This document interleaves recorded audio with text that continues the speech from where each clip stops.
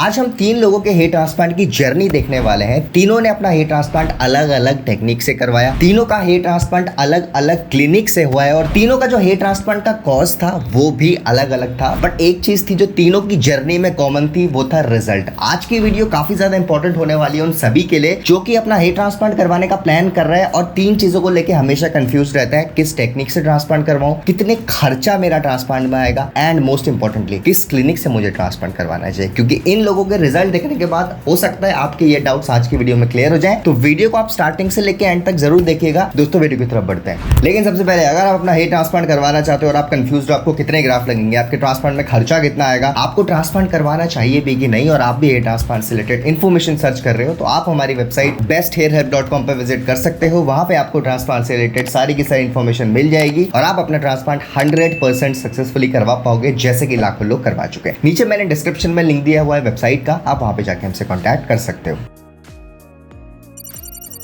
तो गाइस शुरुआत करते हैं स्टोरी नंबर 1 से, हमारे एक सब्सक्राइबर की स्टोरी जिन्होंने आज से लगभग 8-9 महीने पहले अपना हेयर ट्रांसप्लांट करवाया था। अब मैं अगर इनके बारे में बात करूं तो ये बेसिकली दिल्ली से थे और इन्होंने दिल्ली में ही अपना हेयर ट्रांसप्लांट करवाया। और आपको पता है अगर आप दिल्ली में हो और अपना हेयर ट्रांसप्लांट करवाने का प्लान कर रहे हो तो दिल्ली में आपको इतने सारे क्लिनिक्स मिल जाएंगे जो ट्रांसप्लांट कर रहे हैं, तो आप खुद ही कंफ्यूजन में आ जाओगे कि मुझे किस क्लिनिक से ट्रांसप्लांट करवाना चाहिए। राइट, रिजल्ट आप साइड में रखो। अगर कॉस्टिंग की मैं बात करूं तो दिल्ली में सस्ते से सस्ता क्लिनिक आपको मिल जाएगा जो ट्रांसप्लांट कर रहा है, और दुनिया का सबसे मोस्ट एक्सपेंसिव क्लिनिक भी दिल्ली में मिलेगा जहां पे ट्रांसप्लांट हो रहा है। तो इन चीजों को लेके लोग काफी ज्यादा कंफ्यूजन में रहते हैं कि हमें कहां से ट्रांसप्लांट करवाना चाहिए, और ऐसे ही कंफ्यूजन में ये भी थे जब इन्होंने कॉन्टैक्ट किया था। ये बेसिकली काफी ज्यादा यंग थे और फ्रंटल हेयर लॉस से सफर कर रहे थे। अब मैं इनकी बात करूं तो आप फोटोज में देख सकते हैं फ्रंटल हेयरलाइन बहुत ज्यादा रिसीड नहीं हुई थी। अगर मैं इनके हेयर लॉस की बात करूं तो इतना ज्यादा हेयर लॉस नहीं था। अगर ये हेयर ट्रांसप्लांट नहीं भी करवाते तो इतना ज्यादा कोई इनको देख के बोलता नहीं कि ये बॉल्ड है। राइट, बट क्योंकि इनकी हेयरलाइन पहले जैसी नहीं रही थी, इनकी हेयरलाइन काफी एक्सटेंड तक रिसीड हो चुकी थी, तो ये अपनी फ्रंटल हेयरलाइन को रिपेयर करवाना चाहते थे। अब जब इन्होंने कांटेक्ट किया था तो ये एक चीज को लेके बहुत क्लियर थे कि सर मैं हेयरलाइन के लिए ट्रांसप्लांट करवा रहा हूं, तो मैं हेयरलाइन में बिल्कुल भी कॉम्प्रोमाइज नहीं करना चाहता। जिस टेक्निक से बेस्ट हेयरलाइन आ जाए मैं उस टेक्निक से ट्रांसप्लांट करवा लूंगा, और बजट का भी बहुत ज्यादा इशू नहीं था। बट दिल्ली से थे तो दिल्ली में ट्रांसप्लांट करवाना चाहते थे। अगर मैं इनकी बात करूं तो ये बहुत ज्यादा क्लिनिक्स इन्होंने नहीं विजिट किए थे। जब भी इनको ट्रांसप्लांट के बारे में पता लगा तो इन्होंने इंटरनेट में सर्च करना स्टार्ट किया और ये इवेंचुअली इन्होंने बेस्ट हेयर पे कॉन्टैक्ट किया। और आप देख सकते हैं फाइनली इन्होंने दिल्ली के एक बहुत अच्छे क्लिनिक से अपना हेयर ट्रांसप्लांट करवाया। इन्होंने डर्मा टेक्निक से अपना हेयर ट्रांसप्लांट करवाया, और अगर हम आफ्टर सर्जरी की फोटोज देखें तो आप देख सकते हैं बहुत अच्छी तरीके से इनका हेयर ट्रांसप्लांट हुआ है। राइट, बहुत एग्रेसिव इनकी हेयरलाइन नहीं बनाई गई थी। अगर मैं इनकी बात करूं तो फ्रंटल हेयरलाइन ही बनाई गई। टेंपल क्रिएशन की इनको बिल्कुल भी जरूरत नहीं थी, ना ही इन्होंने इंसिस्ट किया। राइट, इनका मेन इशू फ्रंटल हेयरलाइन था जो कि काफी ज्यादा रिसीड हो गया था ओवर द पास्ट ईयर्स। अगर मैं हेयरलाइन की बात करूं तो आप देख सकते हैं हेयरलाइन थोड़ी इरेगुलर रखी गई है। डर्मा टेक्निक में मैंने आपको पहले ही बताया था, डर्मा टेक्निक में जो हेयरलाइन होती है वो थोड़ी इरेगुलर रखी जाती है, जिस वजह से जब रिजल्ट आता है वो काफी ज्यादा नेचुरल आता है। राइट, अभी आप आगे जाके इनका रिजल्ट देखोगे, आप समझ जाओगे। अब मैं आता हूँ डर्मा टेक्निक की कॉस्ट के बारे में। तो देखो जैसे मैंने आपको बताया हर टेक्निक की अपनी अलग अलग कॉस्टिंग होती है। राइट, हर टेक्निक अपना अलग अलग प्राइसिंग होती है। वैसे तो हम जनरली कम कॉस्ट से स्टार्ट करते हैं और बड़ी कॉस्ट पे जाते हैं, लेकिन आज हमने डिसाइड किया कि सबसे पहला जो हम स्टोरी दिखाएंगे वो ज्यादा कॉस्टिंग की दिखाएंगे, देन इवेंचुअली हम अफोर्डेबल की तरफ जाएंगे। तो सबसे पहले अगर मैं डर्मा की बात करूँ तो इनका ट्रांसप्लांटेशन डर्मा टेक्निक से हुआ था, जिसका जो खर्चा था वो 30 रुपीज पर ग्राफ था। मैंने आपको पहले ही बताया डर्मा का कॉस्टिंग इतना ही है। अब अगर हम बात करें ट्रांसप्लांटेशन के 2 महीने बाद की, तो मैं 2 महीने की बात कर रहा हूँ तो मैं आपको क्लियर कर दूं, इनका बहुत ज्यादा अच्छी ग्रोथ नहीं थी 2 महीने में। बट क्योंकि इनका ग्रेड ऑफ बॉल्डनेस बहुत ज्यादा नहीं था जब इन्होंने ट्रांसप्लांट करवाया, तो एग्जिस्टिंग हेयर काफी थे, जिस वजह से 2 महीने में भी इनकी कंडीशन डिसेंट लग रही है। राइट, अगर बॉल्डनेस बहुत ज्यादा होता फिर ये ट्रांसप्लांट करवाते हैं, जैसे आपने काफी पेशेंट्स का देखा होगा, तो 2 महीने में कंडीशन बहुत खराब होती है। राइट, मतलब आपका शेडिंग फेज पीक पे होता है, मतलब उस समय तक आपके जो शेडिंग फेज होता है वो सबसे ज्यादा हो चुका होता है। राइट, तो जो ट्रांसप्लांटेड हेयर होते हैं वो ऑलरेडी झड़ चुके होते हैं, तो उस समय कंडीशन बहुत वियर्ड लगती है। इनके साथ भी एक्चुअली यही हुआ है। राइट, इनके झड़ तो गए हैं ट्रांसप्लांटेड हेयर, बट क्योंकि एग्जिस्टिंग हेयर बहुत ज्यादा थे तो ये ज्यादा बॉर्डन नहीं लग रहा है, ऐसा लग रहा है ग्रोथ आ गई है, जबकि ग्रोथ बिल्कुल भी नहीं आई है। अब अगर मैं बात करूं ट्रांसप्लांट के 6 महीने बाद की कंडीशन के बारे में, तो अब आप देख सकते हैं सिर्फ 6 महीने में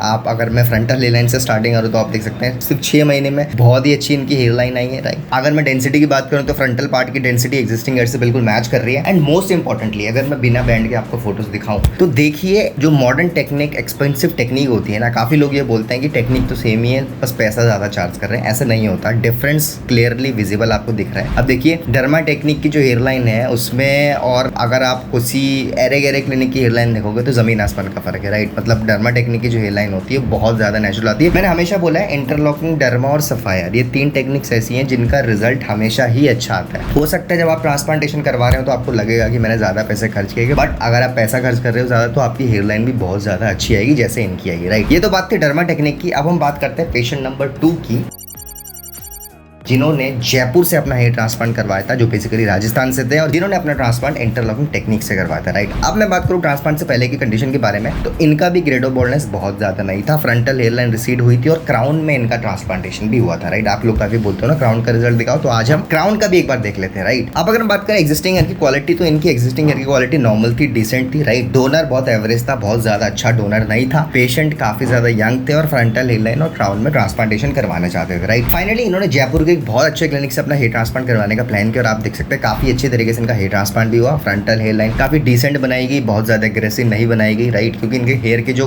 टेक्सचर था वो कर्ली था, राइट। तो हेयर लाइन को बहुत डिसेंट सा बनाया गया। अब आप हेयर लाइन की तरफ अगर ध्यान देंगे तो हेयर लाइन इर्रेगुलर पैटर्न में बनाई गई है। इंटरलॉकिंग टेक्निक में भी ऐसी होता है, हेयर लाइन थोड़ी इर्रेगुलर रखी जाती है ताकि जब रिजल्ट आए वो नेचुरल आए। अभी आगे जाके आप रिजल्ट देखोगे आप समझ जाओगे, राइट। फ्रंट में ट्रांसप्लांट हुआ है, इनका टेम्पल क्रिएशन हुआ था, राइट। जैसे पहले वाले पेशेंट का टेम्पल नहीं बनाए गए थे, इनका ऐसा नहीं था, इनका टेम्पल क्रिएशन भी हुआ था क्योंकि इनके टेम्पल्स थोड़े बहुत रिसीड हो चुके थे। अब अगर मैं बात करूं क्राउन की, तो आप देख सकते हैं क्राउन में भी काफी अच्छी तरीके से ट्रांसप्लांटेशन हुआ था। क्राउन के बारे में एक फनी फैक्ट आपको बता रहा हूं, क्राउन में ट्रांसप्लांटेशन मतलब मैं बोलूंगा 100% क्लिनिक्स राजी हो जाते हैं कि हम क्राउन में ट्रांसप्लांट कर देंगे, बट क्राउन का जो रिजल्ट होता है ना, एक तो वो बहुत ज्यादा लेट आता है, सेकेंडली अगर आप किसी अनएक्सपीरियंस क्लिनिक से क्राउन में ट्रांसप्लांट करवा लेते हो तो बहुत ज्यादा चांसेस है कि क्राउन में आपके बाल ही ग्रो ना करें, क्योंकि क्राउन में स्लिट्स और इम्प्लांटेशन होता है वो थोड़ा डिफरेंट होता है as compare to frontal region, right. Crown में ग्राफ्ट्स को थोड़े अलग तरीके से लगाया जाता है। अब नॉर्मल अनएक्सपीरियंस क्लिनिक तो क्राउन में भी नॉर्मली ग्राफ्ट्स को लगा देते हैं जैसे फ्रंटल एरिया में लगाते हैं, बट होता क्या है जब रिजल्ट आता है तो क्राउन में कुछ डेंसिटी दिखती ही नहीं, तो ऐसा लगता है कि क्राउन में ट्रांसप्लांट फेल हो। क्राउन में ग्राफ्ट का लगाने का जो पैटर्न है वो थोड़ा डिफरेंट होता है as compare to frontal area. अब मैं इनकी बात करूँ तो इनके क्राउन में बिल्कुल अच्छे तरीके से ग्राफ्ट्स को लगाया गया है, राइट, जिसका हम आगे जाके देखेंगे रिजल्ट। अब मैं कॉस्ट पे आता हूँ, तो इन्होंने इंटरलॉकिंग टेक्निक से ट्रांसप्लांट करवाया था,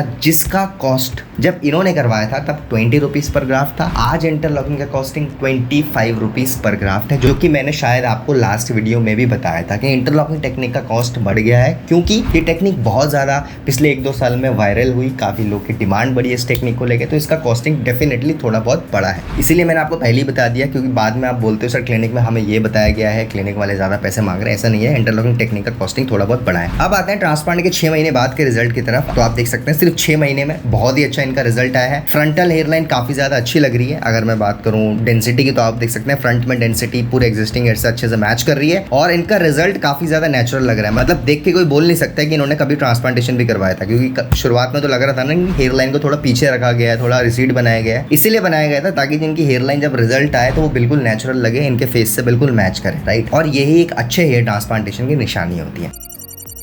अब बात करते हैं पेशेंट नंबर 3 के बारे में, जिन्होंने अपना हेयर ट्रांसप्लांट रांची से करवाया था। जी हाँ, झारखंड रांची से। अब इनका ट्रांसप्लांटेशन हुआ था सफायर टेक्निक से, राइट। आज हम तीसरे जो टेक्निक के बारे में बात कर रहे हैं वो सफायर टेक्निक। अब मैं इनकी बात करूँ तो ये भी काफी ज्यादा यंग थे, फ्रंटल हेयरलाइन काफी ज्यादा रिसीड हो चुकी थी और ये बेसिकली झारखंड से थे, राइट। अब इनका भी मेन कंसर्न एक नेचुरल हेयरलाइन था, ठीक है। इनको लगता था इनको ट्रैवल करके बाहर जाना पड़ेगा अगर अच्छा ट्रांसप्लांट करवाना है, बट ऐसा नहीं था, राइट। काफी ज्यादा यंग थे। हाँ, इनकी एक एडवांटेज थी, इनका डोनर काफी अच्छा था और एग्जिस्टिंग हेयर की क्वालिटी भी काफी अच्छी थी, राइट। सो फाइनली इन्होंने रांची के बहुत अच्छे क्लिनिक से अपना हेयर ट्रांसप्लांट करवाने का प्लान किया, राइट, जिसमें आप देख सकते हैं बहुत अच्छी तरीके से ट्रांसप्लांट भी हुआ। फ्रंटल हेयरलाइन काफी अच्छी तरीके से बनाएगी, फेशियल स्ट्रक्चर को फ्रंटल हेयरलाइन बिल्कुल मैच कर रही है। अब मैं बात करूं टेक्निक के बारे में, तो इनका ट्रांसप्लांट सफायर टेक्निक से हुआ था। सफायर टेक्निक के बारे में आप जानते हैं, मैंने पहले भी वीडियोस में बताया है रांची में, राइट। अब अगर हम कॉस्टिंग की बात करें सफायर टेक्निक की, तो इसकी कॉस्टिंग 20 रुपीज पर ग्राफ्ट आती है, बट इसका जो रिजल्ट है वो काफी ज्यादा अच्छा हो जाएगा, क्योंकि इस टेक्निक में एफयूई और सफायर ब्लेड्स का कॉम्बिनेशन हुआ है, जिस वजह से जो रिजल्ट आता है वो नॉर्मल एफयू टेक्निक से थोड़ा बढ़िया आता है, राइट। अब अगर मैं इन्हीं के रिजल्ट के बारे में बात करूं, तो इनका जो आप रिजल्ट देख रहे हो ये सिर्फ 6 महीने का रिजल्ट है, राइट। आप देख सकते हैं सिर्फ 6 महीने में हेयरलाइन काफी ज्यादा अच्छी लग रही है। अगर मैं डेंसिटी की बात करूं तो आप डेंसिटी भी देख सकते हैं काफी ज्यादा अच्छी। मतलब अगर आप किसी हेयर ट्रांसप्लांट के रिजल्ट को देखते हो बहुत करीब से, तो हो सकता है आप शायद बता दो कि ट्रांसप्लांट हुआ, लेकिन ऐसे रिजल्ट को देख के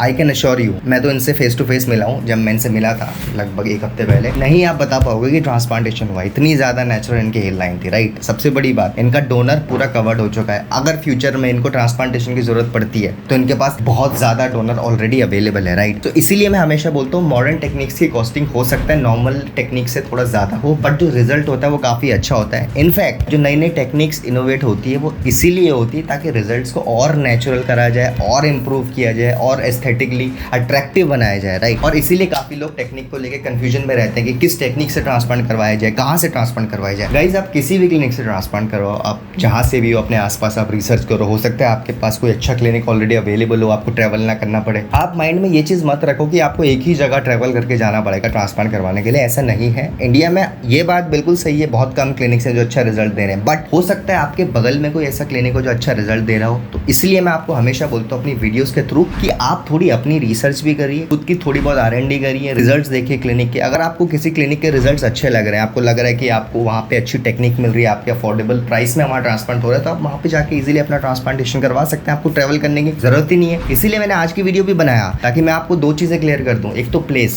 आपको जरूरी नहीं है एक प्लेस में ट्रैवल करके ट्रांसप्लांटेशन करवाने के लिए जाना पड़े। सेकेंडली, जरूरी नहीं है कि सिर्फ एक ही टेक्निक आपको अच्छा रिजल्ट देती है, राइट। बहुत अच्छी अच्छी टेक्निक्स अवेलेबल है जो अच्छा रिजल्ट डिलीवर करती है, बट मेक श्योर करो जिस टेक्निक से आप ट्रांसप्लांट करवा रहे हो पहले वेरीफाई कर लो कि उस क्लिनिक में उस टेक्निक से ट्रांसप्लांट पहले हुआ भी है कि नहीं, राइट। कहीं ऐसा तो नहीं सिर्फ आपका ट्रांसप्लांट करने के लिए वो बोल रहे हैं कि हम इस टेक्निक से ट्रांसप्लांट करते हैं, राइट। क्योंकि ये चीज मैं इसलिए बता रहा हूँ, ये चीजें हो रही है। हमें लोग कॉन्टैक्ट करके जब अपना एक्सपीरियंस शेयर करते हैं तब हमें पता लगता है कि इंडिया में ये सब भी चल रहा है। और मैं आपको बताऊं, जितना इस इंडस्ट्री में मैं घुसा हुआ हूं ना, उतना शायद ही कोई घुसा होता है, क्योंकि मैं सिर्फ एक क्लिनिक के बारे में नहीं पढ़ता। हमारी बहुत बड़ी कम्युनिटी है, आप सभी को पता है, आप सभी उसके मेंबर्स हो, आप जनरली मुझसे बात करते रहते हो मेल में, व्हाट्सएप में, कॉल में, तो मुझे इनसाइड द स्टोरी पता चलती रहती है क्लिनिक में क्या चल रहा है, डॉक्टर्स के बीच क्या चल रहा है, एंड कौन कौन सी टेक्निक सच में अच्छा रिजल्ट दे रही है कि नहीं। और इसीलिए मैं वीडियोस भी लाता रहता हूँ ताकि मैं आप लोगों को हेयर ट्रांसप्लांट की इंडस्ट्री से अपडेटेड रखूं, आपके साथ कभी स्कैम ना हो, और आप एक बार ट्रांसप्लांट करवाओ और अच्छे से ट्रांसप्लांट करवाओ। उम्मीद करता हूं दोस्तों आज की वीडियो आपको पसंद आई होगी। अगर आपको आज की वीडियो पसंद आई तो हमारी वीडियो को लाइक करिए, फ्रेंड्स के साथ ज्यादा से ज्यादा शेयर करिए, एंड अगर आप फर्स्ट टाइम चैनल में आ रहे हैं तो चैनल को सब्सक्राइब कर दीजिए। आने वाले टाइम में बहुत सारी ऐसी वीडियोस लाने वाले हैं जिनकी नोटिफिकेशन डायरेक्टली आपके फोन में पहुंच जाएगी। Thank you so much for watching guys.